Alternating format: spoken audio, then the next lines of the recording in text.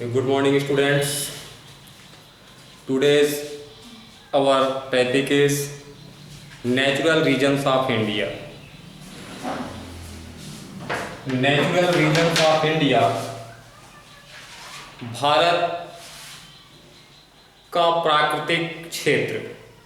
भारतीय प्राकृतिक क्षेत्र के बारे में यह टॉपिक हम लोग को बताएगा और इस टॉपिक में हम लोग को ये मतलब कि जानने को मिलेगा कि भारत के जो प्राकृतिक क्षेत्र हैं वो कौन कौन से हिस्से हैं, क्योंकि Bharat India is a vast country, इतना विशाल है भारत कि भारत में बहुत सारे क्षेत्र हैं जो प्राकृतिक संसाधन से धनी हैं और आज उनके बारे में अपन को जानना है। The land surface having similar physical features throughout made a natural region. क्या है कि जैसे भौगोलिक सतह है और उसमें जैसे उसी के समान ही ये प्राकृतिक संसाधन जो है, प्राकृतिक क्षेत्र हैं, वो भौगोलिक संरचनाओं के हिसाब से ये भी हैं। कहने का मतलब कि जैसे भौगोलिक संरचनाओं में अलग अलग विविधताएं पाई जाती हैं, वैसा ही भारत के अलग अलग हिस्सों में प्राकृतिक संसाधनों में भी विविधता पाई जाती है। उन अलग अलग क्षेत्रों का अपना अलग अलग तापमान है, अलग अलग स्थितियां और परिस्थितियां हैं, जिस वजह से भारत के अलग अलग हिस्सों में अलग अलग प्रकार के पेड़ पौधे विकसित होते हैं। सो यहाँ पर कहा गया है कि जिस प्रकार से भारतीय भूमि में असमानता है, विविधता है, ठीक उसी प्रकार से भारतीय प्राकृतिक क्षेत्रों में भी विविधता पाई जाती है। अब उस विविधता यानी कि भिन्नता के आधार पर यहाँ पे they are described as follow, मतलब कि यहाँ नीचे उसको व्याख्या किया गया है कि किस किस प्रकार के प्राकृतिक क्षेत्र हैं भारत में। तो सबसे फर्स्टली कहता है the Himalayan region. Himalayan region आप सभी लोग पहले से भी जानते हैं कि जो हिमालय है वो मतलब माउंट एवरेस्ट, मतलब सबसे ऊंचा पहाड़ है पूरे पृथ्वी पर और उससे ऊंचा पहाड़ कोई नहीं है। तो हमारा जो द हिमालयन रीजन है, the Himalayan region has very high range of mountains in the world. पूरे विश्व में जो हिमालयन क्षेत्र है वो सबसे ऊंची पर्वत श्रृंखलाएं हैं। The high mountains peak like Mount Everest and Kanchenjunga lie in this region. और दुनिया के जो सबसे ऊंचे पर्वत शिखर हैं, जिनमें आपका माउंट एवरेस्ट और कंचनजंगा जैसे जो पर्वतीय चोटियां हैं, ये इसी हिमालयन क्षेत्र के अंतर्गत स्थित हैं। सेकेंड नंबर पर दूसरा जो प्राकृतिक क्षेत्र है नेचुरल रीजन, उसमें आता है द नॉर्थर्न प्लेन्स, मतलब कि उत्तर का विशाल मैदान। The northern plains are the flat surface of land. जो उत्तर का समतल भूभाग है वह उसका जो भूमि का सतह है बिल्कुल समतल है, मैदानी हिस्सा है वह मैदान है, मतलब कि ऊंचा नीचा भूभाग नहीं है, वो खेती योग्य बहुत ज्यादा उपयुक्त होता है। प्लेन्स समतल भूभाग, तो दूसरा हिस्सा है northern plains. And number third the Indian desert, भारतीय मरुस्थल या भारतीय रेगिस्तान। The Indian deserts lie in the western part of India. जो भारत का मरुस्थलीय क्षेत्र है वो भारत देश के पश्चिम दिशा की ओर स्थित है।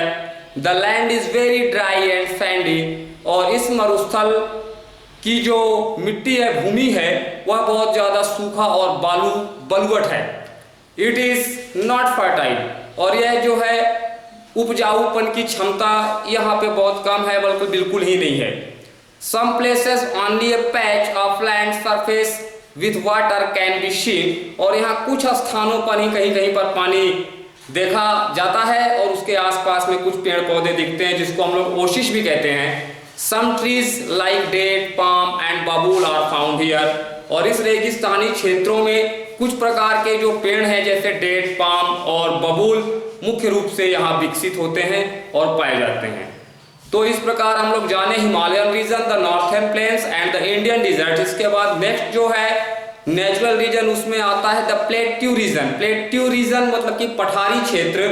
The plateau region is an uneven land higher than the plains lower than the mountains. पठार एक ऐसा क्षेत्र होता है जहां की भूमि जो है वो एक बराबर समतल न होकर के और ऊंचा नीचा होता है। मैदानी यानी कि समतल भूभागों से पठार का जो पठारी क्षेत्र होते हैं वो ऊंचाई पर होते हैं, लेकिन पर्वत से, पहाड़ी से वे नीचे होते हैं, मतलब पर्वत से नीचे और समतल भूभाग से ऊपर, और वह कहलाता है प्लेट्यू रीजन, जिसको हम लोग पठारी क्षेत्र भी हिंदी में कहते हैं। Next the coastal plains. Coastal plains मतलब कि तटीय मैदानी भूभाग। The coastal plains of India lie along sea coast of India. भारत का जो तटीय मैदानी हिस्सा है वह जो है भारत के समुद्री तट से लगा हुआ है, समुद्री किनारे से लगा हुआ है। Many rivers like Krishna and Kaveri flow and water these plains. और बहुत सी नदियां जो हैं इन तटीय क्षेत्रों में बहती हैं, जैसे कावेरी नदी हुई, कृष्णा नदी हुई, और इनसे यहाँ पे जल की आपूर्ति होती है तटीय मैदानी हिस्सों में। So these plains are also fertile like the northern plains. और अंततः इसलिए हम यह कह सकते हैं कि यहाँ का जो कोस्टल प्लेन्स तटीय मैदानी भूभाग हैं वह भी उत्तर के मैदानी भूभाग की भांति ही इस मिट्टी में उपजाऊपन की क्षमता ज्यादा होती है। और हमारा फाइनल जो नेचुरल रीजन्स है उसमें द ग्रुप्स ऑफ इसलैंड मतलब कि द्वीप समूह। There are 2 groups of island in the Indian ocean.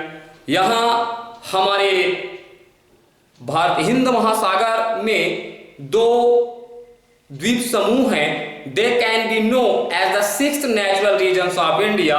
और इसको हम लोग जान सकते हैं 6वें प्राकृतिक संसाधन के रूप में। The Lakshadweep island are in the Arabian Sea and the Andaman and Nicobar island are in the Bay of Bengal. कहने का मतलब कि जो 2 द्वीप समूह हमारे हिंदुस्तान मतलब भारत देश में हैं उसमें एक है लक्षद्वीप। लक्षद्वीप जो है वो अरब सागर में स्थित है, और दूसरा जो द्वीप समूह है अंडमान एंड निकोबार द्वीप समूह यह बंगाल की खाड़ी में स्थित है।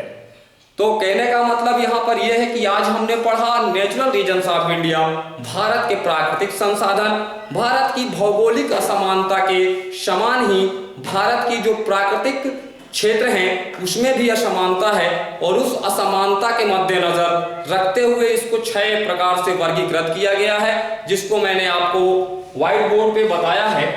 द हिमालयन रीजन मतलब कि हिमालय पर्वत श्रृंखला, द नॉर्थर्न प्लेन्स मतलब कि उत्तर का मैदानी हिस्सा, नंबर 3 द इंडियन डिजर्ट्स मतलब कि भारतीय मरुस्थल या भारतीय रेगिस्तान, द प्लेट्यू रीजन मतलब कि पठारी क्षेत्र, द कोस्टल रीजन मतलब कि तटीय क्षेत्र। तट का मतलब होता है किनारा, सागर से लगा हुआ जो हिस्सा है मैदानी भूभाग वही तटीय मैदान कहलाते हैं, जिसको अपन अंग्रेजी भाषा में कोस्टल प्लेन्स के नाम से जानते हैं। And final the groups of island. तो इस प्रकार यह था हमारे भारत का प्राकृतिक क्षेत्र नेचुरल रीजन्स ऑफ इंडिया। आज के लिए यहीं पर बाय।